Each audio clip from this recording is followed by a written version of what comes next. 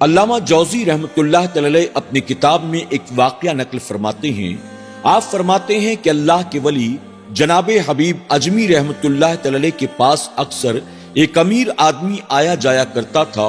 وہ اپنے دور کا بہت بڑا تاجر تھا اور اپنے علاقے کا سب سے زیادہ مالدار تھا۔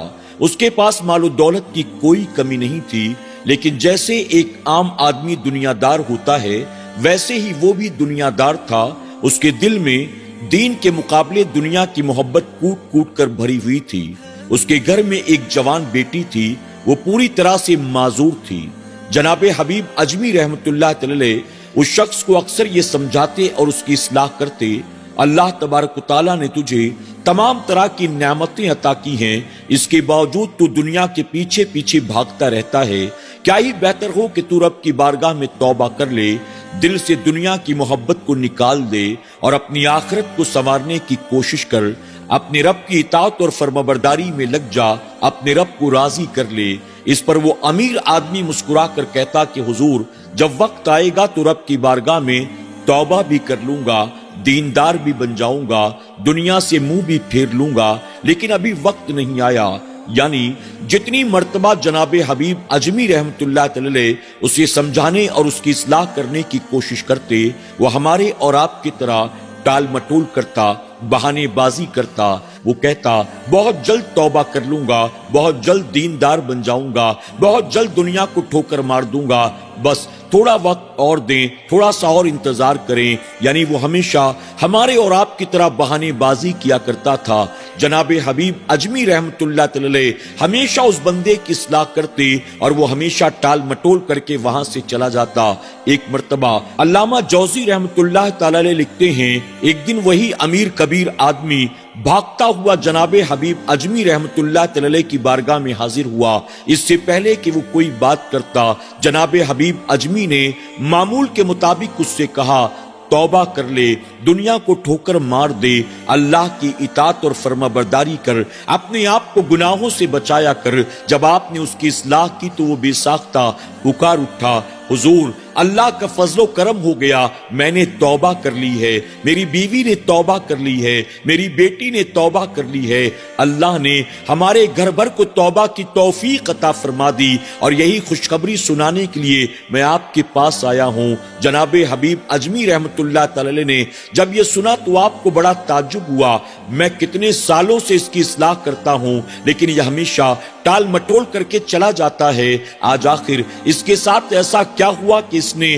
توبہ کر لی؟ آپ نے فرمایا کہ بتا آخر بات کیا ہے، کون سی بات نے تجھے توبہ کی طرف آمادہ کر دیا؟ اب وہ امیر کبیر آدمی کہتا ہے کہ دراصل بات یہ ہے، کل میں نے بازار سے ڈھیر ساری مچھلی خریدی، اب اس مچھلی کو میرے گھر تک لے جانا تھا، میں نے بازار میں مزدور تلاش کرنا شروع کیا، جس کونے میں اکثر مزدور بیٹھا کرتے تھے میں وہاں گیا تو میں نے دیکھا ایک 14-15 سال کا لڑکا بیٹھا ہوا تھا۔ اس کی غریبی کو دیکھ کر مجھے اس پر ترس آ گیا۔ میں نے اس سے کہا، بیٹا مزدوری کرو گے؟ اس نے کہا، جی ہاں، اسی لیے یہاں پر بیٹھا ہوا ہوں۔ میں نے اس سے کہا، تم کیا کام کرتے ہو؟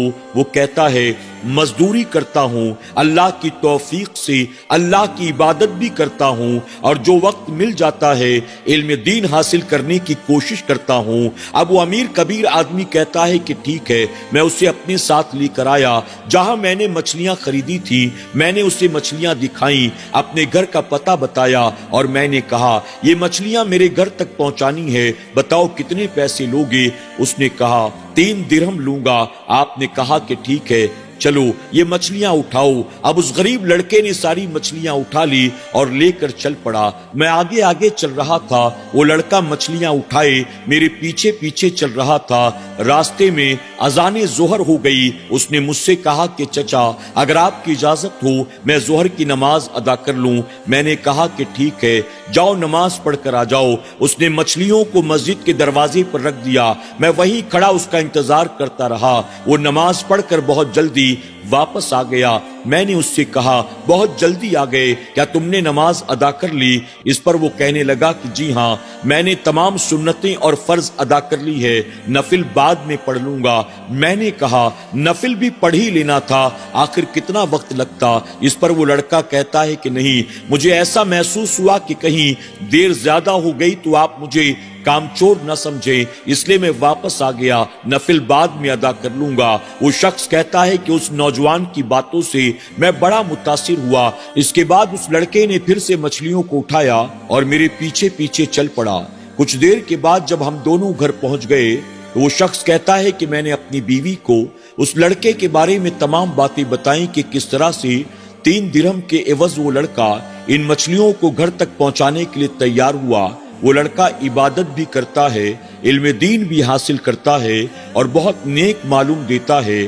میں نے درمیان میں اس سے کہا کہ گرمی بہت زیادہ ہے، مچھلیاں وزندار ہیں، لاؤ تھوڑی دیر کے لیے میں اسے اٹھا لیتا ہوں، لیکن لڑکے نے کہا کہ نہیں، میں نے ان مچھلیوں کو آپ کے گھر پہنچانے کے لیے 3 درہم کا سودا طے کیا ہے، اگر آپ نے مچھلیاں اٹھا لی، میری مدد کی، تو میں 3 درہم لینے کا حق نہیں رکھتا، اس لیے مچھلیاں تو میں ہی آپ کے گھر تک پہنچاؤں گا۔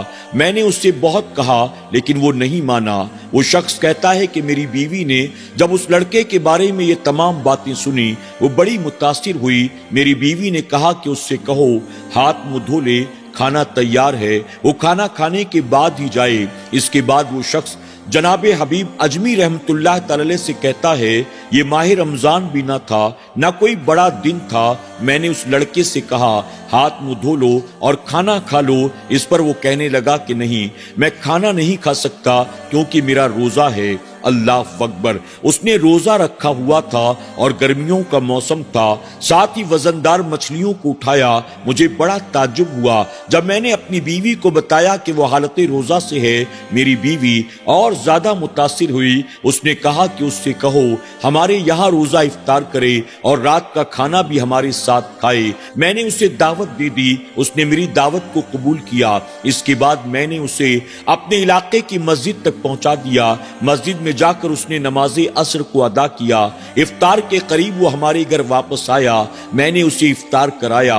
افطار کرنے کے بعد وہ پھر سے مغرب ادا کرنے کے لیے مسجد میں چلا گیا۔ مغرب سے فارغ ہونے کے بعد واپس آیا، میں نے اسے کھانا کھلایا اور ساتھ ہی میں نے اس سے کہا اب رات ہو چکی ہے، اب تمہیں کہیں جانے کی ضرورت نہیں ہے، آج ہمارے گھر قیام کرو، صبح فجر کی نماز پڑھنے کے بعد چلے جانا۔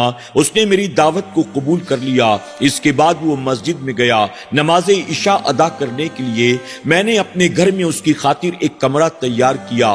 عشاء سے فارغ ہونے کے بعد وہ آیا، کمرے کے اندر چلا گیا۔ میں نے اس کے لیے بستر لگا دیا تھا، ساتھ ہی وضو کا پانی اور مصلی بھی میں نے رکھ دیا تھا۔ اس کے بعد میں اپنی بیٹی کے پاس آیا۔ میری معذور بیٹی نے مجھ سے پوچھا کیا آج ہمارے گھر کوئی مہمان آیا ہوا ہے؟ میں نے اپنی معذور بیٹی سے اس لڑکے کے بارے میں تمام باتیں بتا دی اور کہا وہ بڑا نیک معلوم دیتا ہے، اللہ والا معلوم دیتا ہے، ایسا لگتا ہے کہ مانو اللہ کا ولی ہو۔ میں نے اپنی بیٹی سے جب یہ کہا، میری بیٹی بھی اس کے بارے میں سن کر بڑی متاثر ہوئی۔ اس کے بعد وہ شخص کہتا ہے کہ میری بیٹی اپنے کمرے میں سو گئی اور میں بھی اپنے کمرے میں جا کر سو گیا۔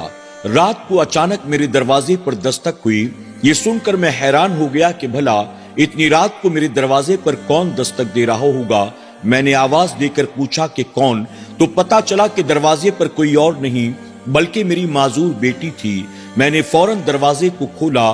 آخر اتنی رات کو دروازے پر دستک دینے کی کیا وجہ تھی؟ جب دروازہ کھول کر میں نے دیکھا تو میری بیٹی سامنے کھڑی تھی۔ مجھے دیکھتے ہی کبھی وہ دائیں طرف بھاگتی، کبھی بائیں طرف بھاگتی، کبھی آگے آتی، کبھی پیچھے ہٹتی۔ اپنی معذور بیٹی کو اس طرح سے دوڑتا ہوا دیکھ کر میں حیران رہ گیا۔ میں نے اپنی بیٹی سے کہا کہ بیٹی بھلا تیرے ساتھ ایسا کیسے ہو گیا؟ تو میری بیٹی کہنے لگی کہ بابا آپ ہی نے تو کہا تھا نا ہمارے گھر میں کوئی اللہ والا آیا ہے، اللہ کا نیک بندہ آیا ہے۔ میں نے اپنے کمرے میں اپنے رب کی بارگاہ میں ہاتھ اٹھا کر دعا کی کہ مولا میرے پاس تو کوئی ایسی نیکی نہیں ہے جس کے وسیلے سے تیری بارگاہ میں دعا کروں۔ آج ہمارے گھر جو مہمان آیا ہے، اگر واقعی وہ تیرا نیک بندہ ہے، اگر واقعی وہ تیرا فرما بردار بندہ ہے، مولا اس کے وسیلے سے مجھے شفا عطا کر دے، میری تکلیفوں کو دور فرما دے۔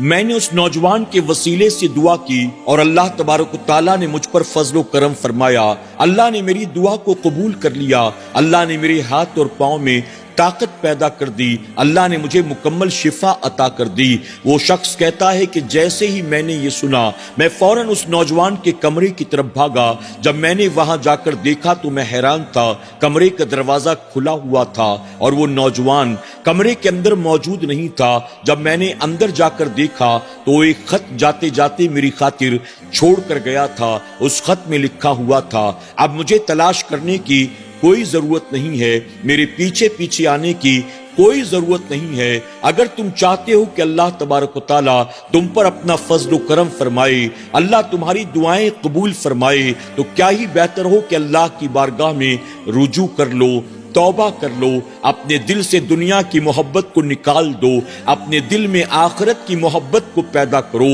وہ شخص جناب حبیب اجمی سے کہتا ہے، بس اس نوجوان کے خط کو پڑھنا تھا، اللہ تبارک و تعالیٰ نے میرے پورے گھر بھر کو توبہ کی توفیق عطا کر دی، اور آپ کو یہی بتانے کے لیے آیا ہوں، اب میرے دل سے دنیا کی محبت نکل چکی ہے، اب میں بھی دین کے راستے پر چلوں گا، اللہ رسول کی اطاعت و فرما برداری کروں گا۔ میں نے دنیا بہت جمع کر لی، اب اپنی آخرت کو سنوارنے کی کوشش کروں گا۔